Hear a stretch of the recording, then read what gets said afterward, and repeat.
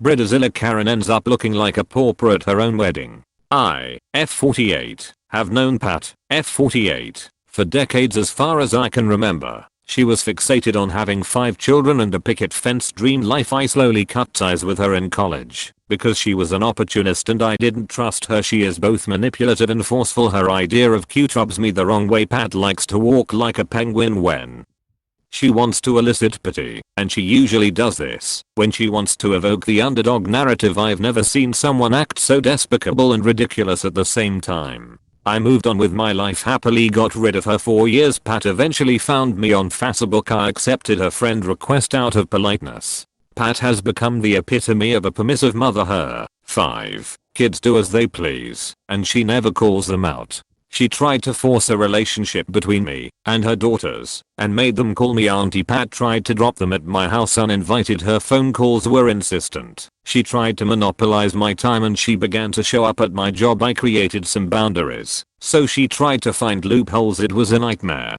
My husband and I hosted a party for the community center, not the real name. New members. The community center is actually a very informal initiative and my husband and I mainly serve the homeless population. We prefer to help strangers instead of catering to potentially narcissistic acquaintances. We don't mind lending a hand, but we have encountered truly dishonest choosing beggars. There are other services, like one of the members who helps women get their wedding and prom dresses for free. The community center location headquarters is actually a farm owned by an elderly couple. There is a barn, a venue and a very nice green field with an artificial lake and some fowl. They charge for the use of their facilities, weddings, etc., but not for community oriented stuff. Pat had always been salty at her husband for demanding that she go back to work after baby #3. In the meantime, he worked 3 jobs. She demanded he get her pregnant to fulfill her dream of having 5 kids. He didn't agree because he was already nearly 45 and felt like he might never be able to retire. She got away with bringing new babies into this world anyway. Her fascination with being pregnant comes from all the attention she gets. She had at least 1 miscarriage in between each kid. Pat latched onto our group. She never missed any of our activities. I hated having her in my house, but it was an open invitation that included virtually everyone, and she was very active as an event organizer. I didn't like the way her kids behaved. We have a designated area for parties and entertainment, but her kids ended up inside my bedroom. We ended up having to keep watch of them and enjoyed 0 of our own party. I called her days later to get my point across regarding their overall behavior, but she completely cut me off and began talking about herself and said her kids wanted to come visit again and use our pool. I never answered that. I didn't want to say no. I will not have your brats over. She also called me as summer was approaching specifically to let me know her middle daughter was bored and wanted to spend a week at our home. I politely declined, citing that me and my husband have to work and cannot entertain guests. Pat paid no heed. Her kid called me on the weekend, calling me auntie, and attempted to coax me by saying mom says you invited me to spend summer with you. I quickly clarified and offered an explanation to avoid hurting a kid's self-esteem. Never mind, her daughter just hung up on me. Pat's Facebook also showed some red flags. Some cryptic rants here and there were visible, along with friends' comments and complaints on how she asked a particular person to watch her kids only for a couple of hours and ended up leaving them all day. Another of her friends criticized her girls' night out because Pat had just asked them to be patient and wait until she could pay back some money that she owed them, yet she had money to spend on Friday night outings. I thought those very public comments on private matters were more like a cry of lost patience. Unpleasant things began to happen, like the time she volunteered to wrap the Christmas presents for underprivileged kids. We all wanted to create a mix of less costly gifts with really nice ones. Surprisingly, some nice and eye-catching toys and games went missing, but turned up under her Christmas tree, courtesy of her mother-in-law's FB posts. No one could prove anything, but it was hate-inducing. All the time my daughter called me in tears to pick her up after she attended Pat's daughter's birthday. Cassie, my daughter, had been ignored all night because she didn't gift her the expensive gaming stuff Cassie practically demanded. My daughter did ask, but I said no, we would buy her a very nice and thoughtful present according to her taste. So when I went to pick her up, my daughter was sitting alone in the living room while Cassie and her friend stayed outside. Stories about Pat and her family multiplied. The owners at the farm community center decided keep their gates locked unless they had guests, or events because Pat got in the habit of driving and whenever she pleased, and it was either her kids screaming and disturbing ongoing weddings, throwing rocks at the koi in the lake, or harassing the geese in the yard, or how she stiffed another soccer mom with a lunch bill and then pulled the struggling financially card, or how other parents hated her because she created unnecessary hostile competition. When my daughter turned 13, I allowed her to wear my grandma's ring. It's not an expensive piece of jewelry, but it's vintage, and girls nowadays wanna look boho. My granny gave it to me when I became a teenager, so I passed it on to my kid so she could wear it on her birth week. It was weird that she became quiet and distracted after that. She also didn't want to go to school, and my husband and I became suspicious. She never opened up, and my other kids had no clue.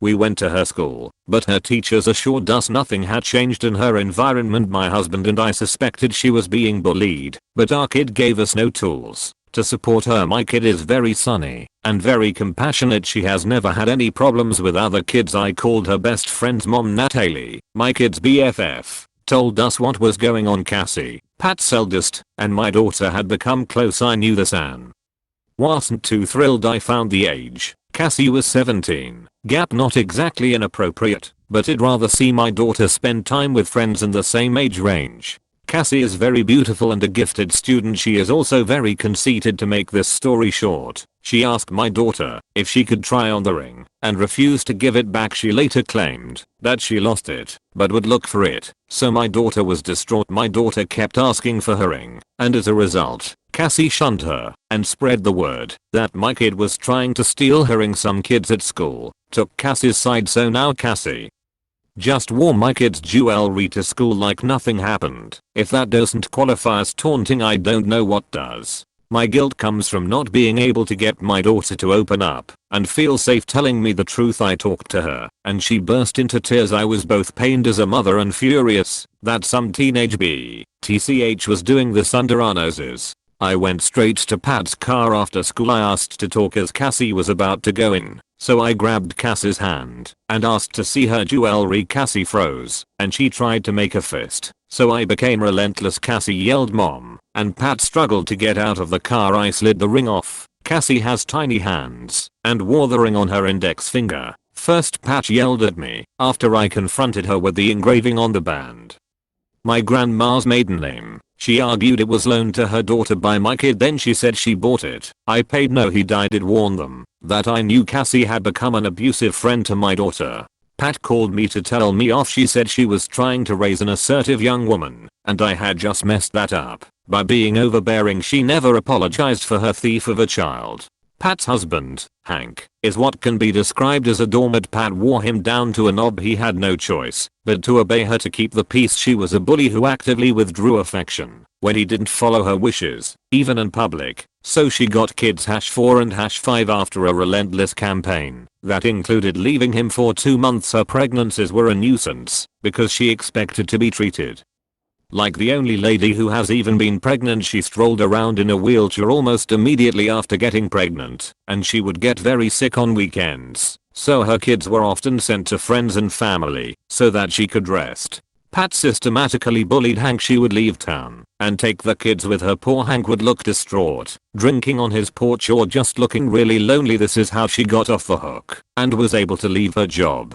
Hank had virtually no voice, so he struggled to keep the marriage together. Everyone liked him, but hated her equally. Hank loved to talk to other people, but seemed concerned that Pat would be upset over time. According to my husband, Hank began to show signs of depression and mental distress. Our friend, Lena, runs the wedding/prom dress initiative. It's not complicated. Dresses are sourced from donations, eBay, trunk shows, etc. Unusually beautiful dresses are attained so that more than one bride gets to wear them. In some cases, a bride will pay $50, but most of the time, the dresses are donated to the bride. Pat was involved in this. Lena kept her in because they never had any issues and her task was limited to just shipping the dresses out.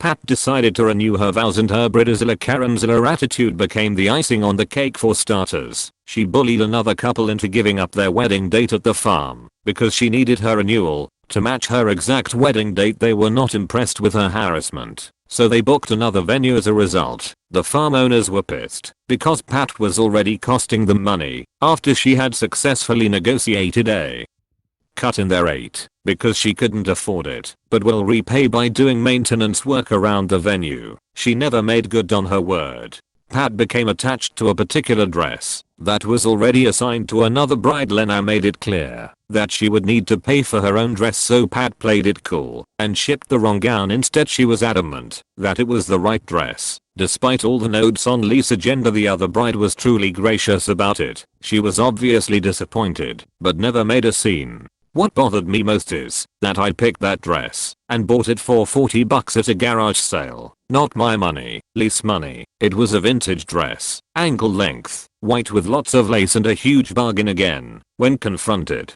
Pat did a Cassie and used the "this is mine" strategy. We felt so bad for the other bride that we did our best to get her something nice to wear. The other bride was a true fighter.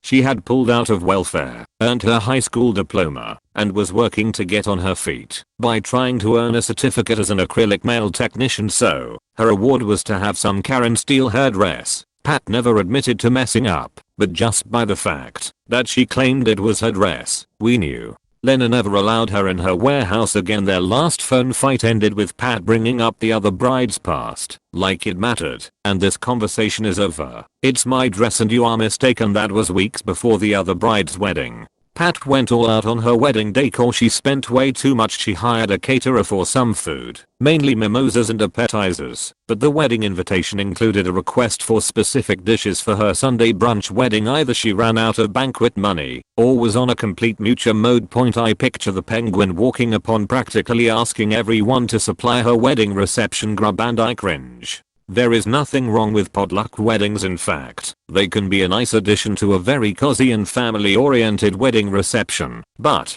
don't you need to at least be close to your guests in order to ask for such a thing? Even I got an invitation. I told everyone I wasn't going because I was very uncomfortable being told what to bring, and was probably expected to give them a cash gift on top of that. Some of the old ladies in our group agreed. Some said they would not decline in advance because she is a bully and they didn't want a confrontation. Lena called me the night before Pat's re-wedding. Lena was there to close a Saturday night bingo and Pat was awfully friendly, but that's what she does whenever things are going her way. Lena peeked into the garment bag and saw the exact same dress while Pat was caught up supervising the wedding decoration. The thing with Karens is that they expect everyone to suck it up or make their dreams come true, or they simply underestimate everyone and think we are all fools. Lena is a very straightforward person with a so-so-me attitude. She told me she would just ruin the dress. After all, it was hers, so she could do whatever she wanted. If Pat wanted to take legal action, and should things get ugly, she needed to prove ownership. However, the dress was the same. The marks inside the hem and the tags were the same. Even the tag numbers that were punched to identify each dress for logistics purposes matched. Pat had the dress altered with some extra beading and dyed to a deep cream color, but it was obviously the same garment. Lena and I snuck in before the venue was closed for the night. All brides are allowed to stay in a small bedroom for a small charge so that they don't need to drive in on their wedding day. Honestly, the makeshift chapel was gorgeous. I don't know how she paid for it, but it was full of flowers and presumptuous details. I naively brought in some ink to spill on the dress, but Lena said she wanted something more awful, like a nasty surprise. Ink would be too obvious, and if she saw it ahead, she may be able to snag another gown from somewhere. No, the ideal thing was to have her trust the dress was fine, so Lena locked herself in a bathroom stall and completely cut out the back panel. She patiently put it back on its hanger and zipped the bag we left through the emergency door with the back of the dress stuffed inside Lena's purse. I completely hate people who target and steal from anyone they, Pat and her kid, calculates to be in a weaker position. The wedding was scheduled at 9 am. Pat called me at 7 am, but I ignored her calls. I picked up by 8 am, both curious and wondering if she suspected anything. Pat was frantic. She was crying that her dress was missing by half. I purposely made her explain, being annoyingly dense and continually interrupting like she does, and stalling the conversation. She asked me if I could lend her my wedding dress. I said no. Sorry. She then asked me if I would help her get a dress. I was satisfied to remind her that the town's bridal shops were closed on Sunday and the others that would open were almost an hour away.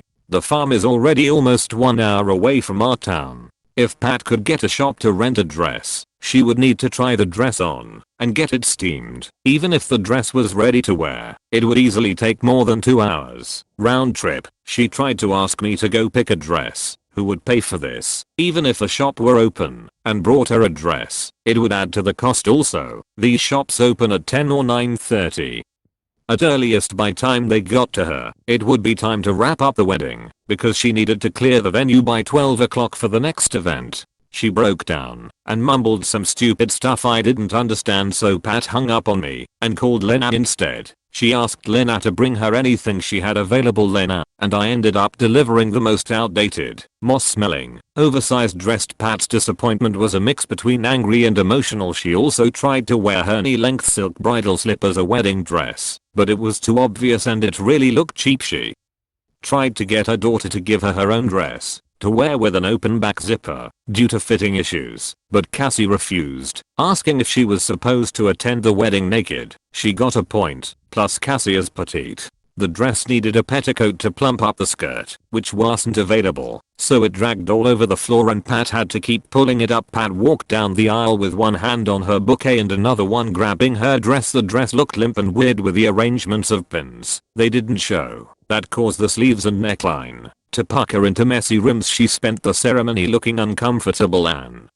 out of place. Very few people attended, but that was not part of any revenge. That was just how people reacted to her entitled attitude. The dress looked awful. The reception portion of the wedding had all this princely decoration, a very nice cake and a Bridezilla with a dress from hell. I didn't stay, but I was told. She was so disappointed she spent her wedding sulking. There was no dance, no actual speech. She had to change into a shirt and leggings because the dress was too uncomfortable. Everyone talked about how Pat put on her flip-flops and walked around aimlessly until she ordered the ushers to start folding up the chairs within 1 hour of the reception, so she practically kicked everyone out, and the cake was never cut. Pat wasn't the same after this point. She was not as loud and avoided everyone. I think she was disappointed that nobody ran to her rescue, not even her family who came from out of town. Her husband finally cracked under all the pressure and sought some help. He was slaving away and coming home to clean the house, while Pat used her kids as an excuse to spend like crazy. Hank also had to do kid homework because Pat never had time or never had patience. She also refused to get a part-time job so her kids could attend an after school and get help with their school stuff. Therapy seemed to help Hank because the last time Pat left with her kids, he didn't seem distraught. He would be riding his bicycle and could be seen more relaxed while mowing his lawn. Hank told my husband that he had contemplated suicide after their third kid. When Pat returned, he maintained the routine, but was interested in going out by himself and doing things for himself. We began to see Pat alone all the time. Hank was seen less and less in the same car and eventually moved in with his parents. He filed for divorce on the grounds of emotional cruelty and I don't think he won. Instead, I'm not sure of this because this is what I was told. There was some sort of a settlement or agreement that she would not get close or interact with him unless it has to do with the kids. I also don't know if Pat even actually suspected who/what happened to her dress. She slowly pulled away from the community center and became less active in social gatherings. Pat also removed me from her Facebook as well as mostly everyone else from school and the center. Edit. TLDR. Bridezilla stole a wedding dress from an underprivileged woman. The actual dress owner destroys her big day. Edit. Regarding my kid, there were no prior incidents. Pat, her family and my family were not friends. I did see her often after Cassie's birthday incident. There were no additional situations until what happened with the ring. After that, Cassie played the "op treated me badly" card because I physically removed the ring from her hands, but I honestly don't feel I need to protect her emotions. Edit. Thanks to everyone who took their time to read. Thanks for the nice and kind comments and even the naysayers or aggressive ones. I understand we are all different and some situations can seem enraging or so difficult we instantly want to fix it by reacting or by reproaching. It's human nature to instantly go for "this is what should have happened" instead. I appreciate your input. Even the mocking, raging and scrutinizing ones show me indignation. And this is good. No one has yet said I love what Pat did, and that shows we are still striving for a more fair and balanced life. Even the snide comments show me this has gotten under your skin, and I try not to judge. The lovely and supportive redditors who have shown kindness are also very appreciated. For the most accurate description, these links can help you get an idea, not the actual dresses, but extremely close. What she thought she would wear down the aisle: shorter sleeve, no train, only ankle length. Link. What she got: oversized, outdated. Actually, the dress was even bigger. Link. Bravo. I rarely read ones this long, but you really sell the Karen-ness, and I needed that payoff. Same. I was into the story and invested.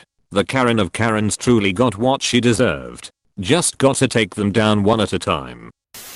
TBH, I only read about halfway, but I couldn't stop thinking that all of this could have been avoided had you not done this. I accepted her friend request out of politeness. That was your fatal mistake. Oh yes, absolutely. I'm just curious. For how long did the above situation play out? Because holy shit, I would not have the patience for anyone pulling the sort of shit Karen did. In fact, I would go straight to ignore mode nowadays. And if I weren't even close to them anymore, I'd straight up block them. X.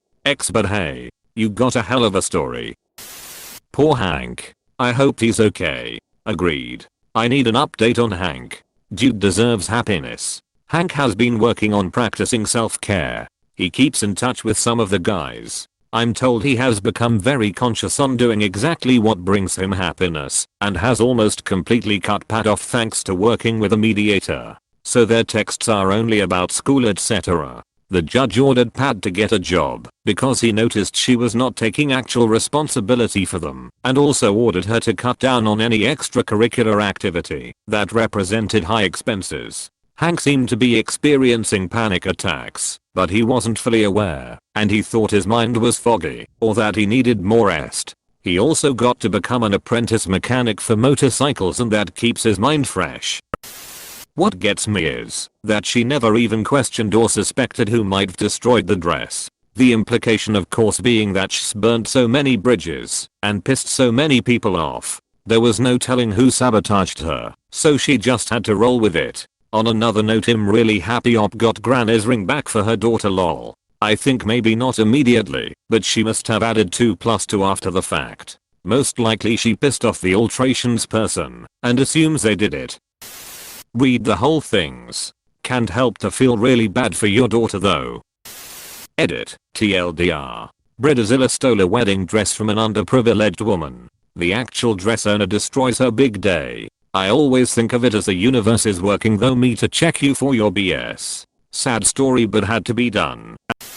I also did read the whole thing. What I don't understand is why you stayed in touch with her at all when she did all these horrible things in your home and to your daughter. Because I don't actually run the community center and she was a part of it. So staying in touch was kind of involuntary. I would keep her at arm's length, but she participated in some programs I was also a part of. The birthday incident with my kid was earlier, so I tried to pull her away from Cassie. But they are in the same school. The ring thing broke the camel's back. After my daughter was bullied, I had zero ducks to give her. She is very fresh and still talk to me sometimes, but not out of friendship, just out of self-interest. We cut them off from visiting our house after her kids intruded into my bedroom. In all honesty, I feel I shouldn't have wasted my time being civil. Sorry Op. This is just dormant behavior. This was infuriating to read. Glad the ending was good, but holy hell. Everyone in this story basically just let her keep going. No wonder she was so awful for so long. Had to scroll a long way to see this comment. By the end I was wondering what's the collective term for a group of dormits, because Hank sure as hell ain't the only one. This is why I miss where I'm from. It seems to be different depending on what town you're in. Whereas was brought up, people were very straightforward and would answer back almost immediately and call people out. Now I live in this small town and I've noticed in work and outside people allow others to be so dominant and do what they like. It's night and day. Fuck this in Bread Town. Slow clap. Brutal. Absolutely brutal. So brutal that I almost felt bad for Pat at the end. Almost. Karma's a bitch. Especially when the one getting it is a bigger one. I feel sorry for her kids, to be raised by an awful woman, and one or more taking after her. Also for her husband for slaving away and wasting years with literally the worst family she made. I'm glad that he finally got out of that horrible marriage and became free of her. After you got your ring back from her daughter, did anything happen between the girls at school afterwards? I feel bad that you are so bad at setting boundaries. Prorevenge or not, I would encourage you to work on that. This story was lacking boundaries by pretty much anyone. Really painful. But I'm glad that they pulled it together after all the years. Can't believe so many people let her behave like this for so long. Literally read like a whole community enabling an abusive person to mistreat those around her just in order to avoid confrontation. Not satisfying at all. Yeah, I feel like the majority of what Pat got away with could been avoided if anyone in this story had a ducking spine and told her to duck off. Agreed. It's infuriating. The people that owned the farm could have confronted her instead of making a new lock the gate rule. Op could have, on multiple occasions, banded together with other people at the community center and laid down some boundaries. Op could have called the police on the daughter for stealing the ring when she stole the presents for the underprivileged kids. There could have been an official inquiry with her dismissal as a volunteer. It seemed like she never received any real-world consequences until the dress, kinda, and her husband filing for divorce. Even then, the dress was just a hit to her pride, not anything lasting. She only acts this way because she is allowed to act this way. I can only feel so bad for the people allowing her to rule over them like this. The real victims are the people the community center were trying to help. Honestly, the organization needs a major overhaul if they're allowing their own volunteers to take advantage of their clients. I wouldn't donate to a place I knew was so badly run. Lordy, this was one hella hayride. Wow. What an awful human being. I hope somehow the children are able to grow into better people and be kind, contributing members of society. Also, good for the husband. So glad he finally got help and got out of there. The real MVP here is Lena. She thought this through. Bravo. Definitely. Her idea put my ink on the dress to shame. Lol. She was like, nah, step aside amateur. I got this. It was a sensational read. And I know Pat's karma is just beginning. Things are about to get real tough for her. You'll need some backbone and tell Pat to duck off. I moved on with my life. Happily got rid of her for years. Pat eventually found me on Facebook. I accepted her friend request out of politeness. If you had simply ignored the request we wouldn't have a story, but your life would have far less aggravation. Wow. That was long but worth it. Please consider adding a TL doctor for those who can't go down the rabbit hole for as long as I can. Yes, you are very right. Payoff wasn't worth it. Spineless suburbanites. Person's a literal demon. He lets cut hole in dress. If you see more than 10 ducking paragraphs, just skip to the end. Hole in a dress. My god. Damn. Hank didn't deserve that shit. Poor bastard. Great writing though. My guilt comes from not being able to get my daughter to open up and feel safe telling me the truth. Well, no shit. You surrounded her with a family of assholes led by an evil piece of shit and refused to ever set any boundaries, never mind the appropriate action of completely banning this woman from your life. Fucking grow up and start standing up for yourself and your kids. Not to mention all the other people you've enabled her to duck over just in this story alone. Close bracket. Harsh but completely true. This story is ducked up and not because of the Karen.